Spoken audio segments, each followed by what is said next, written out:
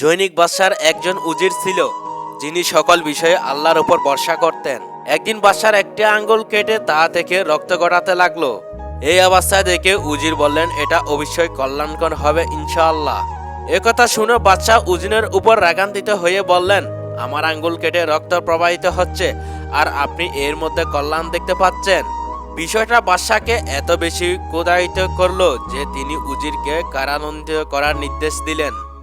কিন্তু উজির এবারও বললেন, এটা অবশ্যই কল্যাণকর হবে ইনশাআল্লাহ। কিছুদিন পর এক শুক্রবারে বাদশাহ বেড়াতে বের হয়।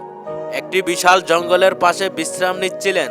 কিছুক্ষণ বিশ্রামের পর তিনি জঙ্গলের গহীনে বেড়াতে গিয়ে মূর্তি পূজারীর একটি দল ঘুরতে দেখা পেলেন। সেদিন ছিল তাদের পূজার দিন। তারা মূর্তির প্রতি উৎসর্গ করার জন্য কাউকে খুঁজছিল। হঠাৎ তারা বাদশাকে পেয়ে গেল এবং উৎসর্গ করার জন্য তাকে ধরে নিয়ে গেল। কিন্তু তারা তার একটি আঙ্গুল কথিত দেখতে পেয়ে বলল, এ কথিত যুদ্ধ মানুষটি উৎসর্গ করা যাবে না, আমাদের জন্য কল্যাণকর হবে না। ফিরে আসার পথে বাদশার উজিনের সে কথা, এটা অবশ্যই কল্যাণকর হবে ইনশাআল্লাহ মনে পড়ল।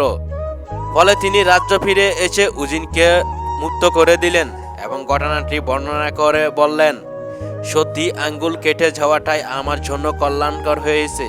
তবে আমি আপনাকে জিজ্ঞেস করতে চাই যে আমি আপনাকে কারাগারে পাঠানোর সময় আপনি বলেছিলেন এটা অবশ্যই কল্যাণকর হবে ইনশাআল্লাহ। এক্ষেত্রে আপনি কারাগারে গিয়ে কি কল্যাণ লাভ করলেন? উজিন বললেন, আপনার উজিন হিসেবে সব সময় আমি আপনার সাথেই থাকি, আর আমি যদি কারাগারে না যেতাম তবে অবশ্যই আপনার সাথে জঙ্গলেই যেতাম।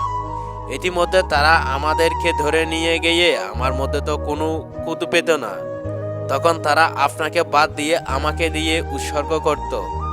এভাবেই কারাগার থেকে গমন করা আমার জন্য কল্যাণকর হয়ে উঠল।